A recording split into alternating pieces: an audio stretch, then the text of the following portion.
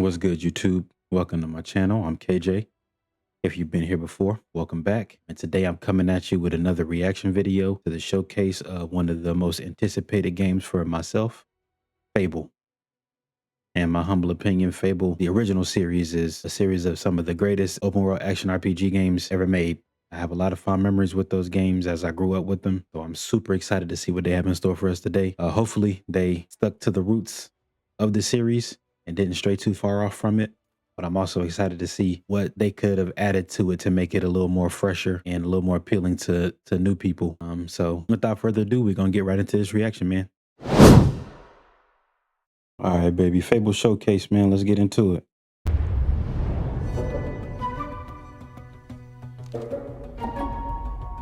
Hi, welcome to Playground Games, where I'm thrilled to share our very first deep dive into a game we've been making here for a really, really long time, Fable.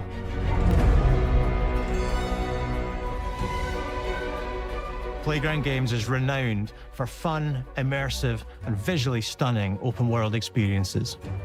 Since 2010, we've been developing the Forza Horizon series right here in Royal Leamington Spa, a charming little town in the middle of England. As Horizon has grown, so have we. Over the past few years, we've built a new team to carry that reputation into a new genre that we are incredibly passionate about. Fable is Playground's first open-world action RPG, and we couldn't be more proud to be carrying on the work of the legendary Lionhead Studios, the original creators of the franchise. And although our game is a new beginning, I think what we're making is really faithful to the spirit of the classic Lionhead trilogy that we all love. At the heart of our game is a simple, recurring question. What does it mean to you to be a hero? Our game is about choices and their consequences. It's packed with action, drama, British humor, moral dilemmas, and quite a few chickens. All of this combines in a fairy tale which could only be Fable. In classic Fable fashion, you begin the game as a child, growing up in the sleepy rural village of Briar Hill. Oh, man. It's here that in a moment of extreme danger, your heroic powers first emerge, and we discover that you are Albion's first hero in a generation. But not long afterwards, disaster strikes, and the people of your village, including your beloved grandma, are turned to stone by a mysterious stranger. Suddenly alone in the world, you'll set off on an adventure which will change Albion forever. Venturing out into the world is a huge moment because this is Albion like you've never seen it before. Idyllic rolling hills, magical forests, bustling villages, sleepy hamlets, oversized vegetable patches, and stunning vistas. And because our Albion is truly open world, for the first time, you'll be able to explore this rich and detailed world seamlessly, with the freedom to go where you want from early in the game. We can't wait to welcome you back to Albion's iconic capital city, Bowerstone. Home to Fairfax Castle, the old clock tower, and the legendary Heroes Guild. It's a huge city, full of contrasts. Rich and poor, nobles and commoners, royalty and criminals. You'll spend plenty of time here during the game, as you discover the secrets of the Heroes Guild and its reclusive guildmaster, Humphrey the Golden. In the north of Albion, you'll find mountains, craggy coastlines, spooky marshes, and the bleak, windswept city of Bloodstone. Here, you'll meet the leaders of two rival gangs, vying for power, and uncover the secrets of the sinister but extremely well-organized Cult of Shadows. Our Albion is beautiful, handcrafted, and richly detailed. In Albion, heroes are special, different. They're stronger than regular people. They're more skillful, more charismatic. More importantly, they're those rare humans who can harness and use magic in the world around them. They have the power to do what they want. And so do you. In our game, we want you to play as the hero you want to be. And that starts with being able to choose how your hero character looks. So, in Fable, you'll be able to pick from a range of different character heads and customize your clothing, hair, skin tone, tattoos, and scars, so the hero you play represents you. But as well as your appearance. Okay.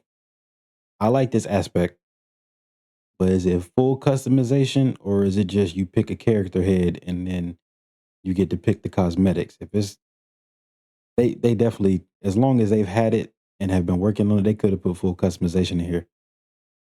But I mean, it's a start. We get character customization the first time ever in a Fable game, so that's dope. You can be the hero you want to be through the way you play, through the skills and abilities you learn, and through the weapons you use.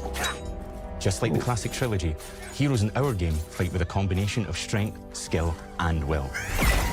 Seamlessly blending melee and ranged weapons with magical abilities gives us style-weaving combat, Kicking chicken. allowing you to show off your personal playstyle Oh, against single opponents and large groups of enemies alike. Melee is at the heart of our close quarters combat. You'll use light and heavy combos, often knocking enemies off balance and executing stylish finishers. Swap to your ranged weapon to bypass enemy guard and deal with troublesome flying enemies.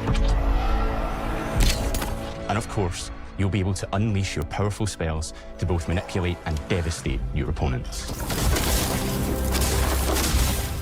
We're excited to be bringing back some fan-favorite adversaries for you to fight.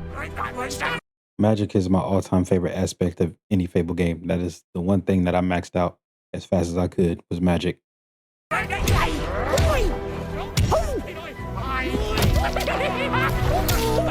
Okay. Hobbs are back, as are Balverines, Hollowfolk, and Trolls. Oh. And we're adding brand new enemies too, like this fearsome cockatrice, a giant fire-breathing chicken.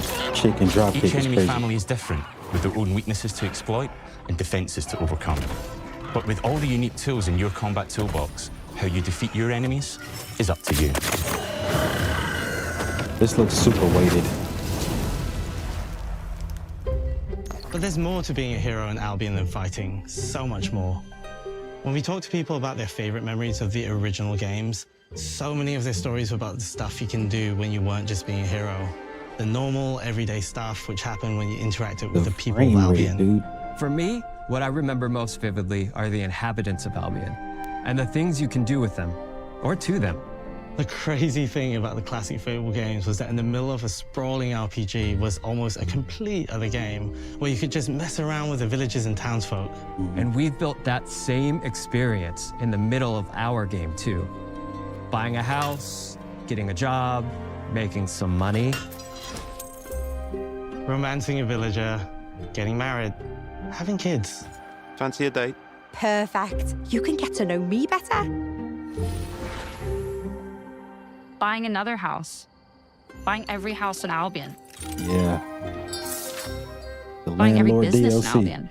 Getting rich. Marrying a bunch more people, having a bunch more kids, probably getting divorced along the way for good measure. And this game within a game is unique to Fable. It's systemic, interconnected, and you see the ripple effects of the things you do everywhere you go.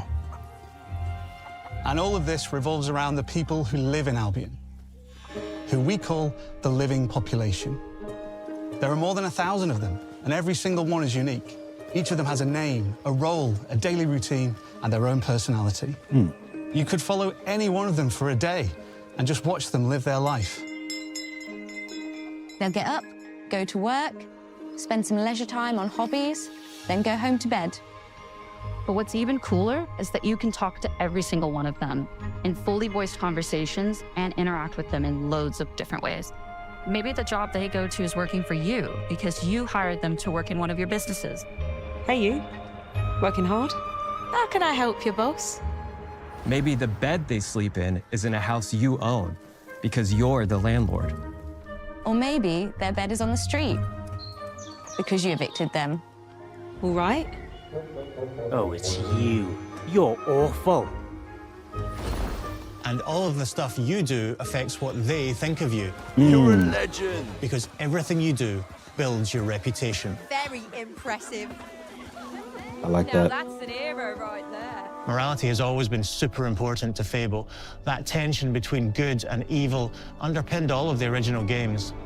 And morality is central to our game too. But we have a slightly different take on it. For us, morality isn't black and white. There are lots of grey areas. And importantly, morality is subjective. No two people see things exactly the same way. And that's how it works in our game too. Gold must be easy to get, Everything you do earns you a reputation. And every person in Albion will have a different reaction to you as a result. Hello there. Yeah, we get it. You're rich. They'll remember things you did directly to them. They'll love you or hate you for the choices you make.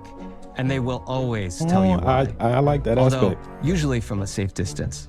Our game will never judge you, but the people of Albion will, loudly. Imbecile. Your reputation is created by the choices I'll you put pause make. on him for that. And you are going to make a lot of them. Big choices, little choices, moral choices, and some choices that will actually change the landscape of Albion for the rest of your game. We call this idea, your choices change the world. Let's give you an example. Early in the game, you'll meet a character named Dave, an egotistical gardener in a rural village who discovers a magical grow formula. He accidentally Must have turns Dave the himself Giant, into a right? I giant remember the and becomes a trailer. big problem. It'll be your job to deal with him, and ultimately it will be your choice whether to kill him or to spare him. If you kill him, his giant corpse will lie on the farmland just outside of town for the rest of the game. And that is going to affect house prices. It will also affect what a lot of the villagers think about you. Especially Dave's sister. In Fable, the choices you make will define you. What does being a hero mean to you?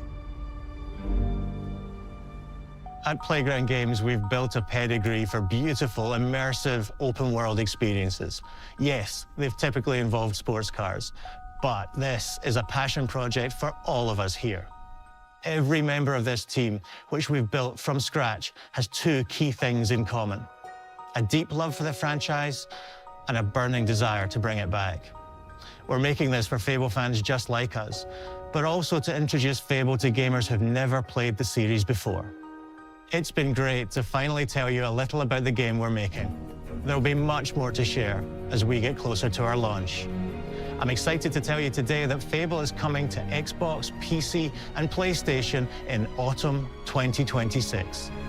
Okay. From all of us here, thanks for watching.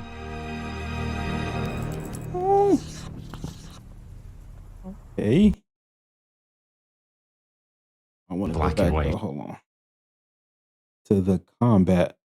The combat looks extremely weighted. Like it looks way heavier than any other Fable game.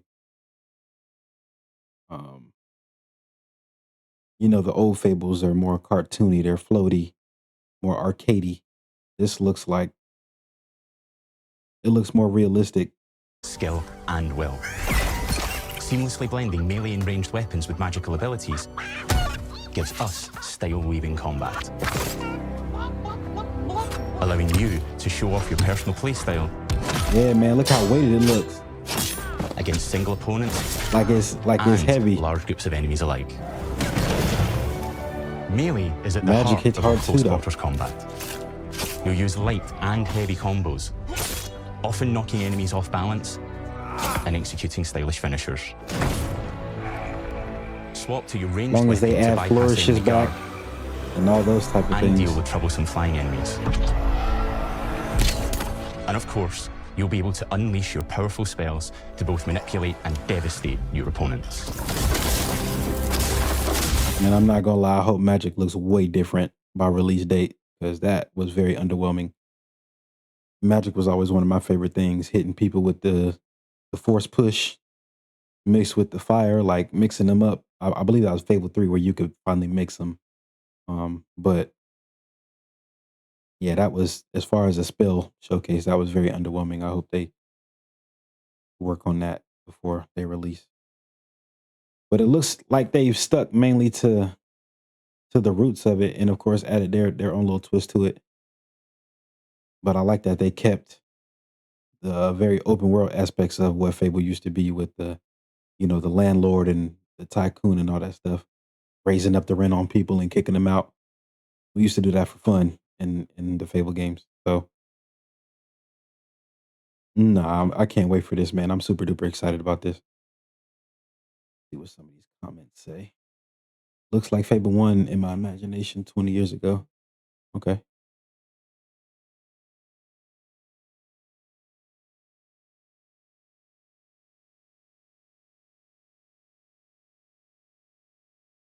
A lot better than I expected. I agree. Because I go in expecting to be disappointed, man. I'm glad I wasn't. It's gonna be something, man. I got high hopes for him. I'm definitely looking forward to it. But with that being said, man, I appreciate y'all watching. Comment down below which Fable you thought was the best. My personal opinion is Fable 2. Fable 2 is the one that really sold me on the whole series. And then I think after Fable 2, I played Fable 1, and then I was ready for Fable 3. Fable 3 was definitely the most underwhelming, but I don't see why it gets as much hate as it does. But yeah, man, comment below. Let me know your favorite Fable. Let me know what you thought of the showcase. I'll catch y'all on the next one, man. Peace out.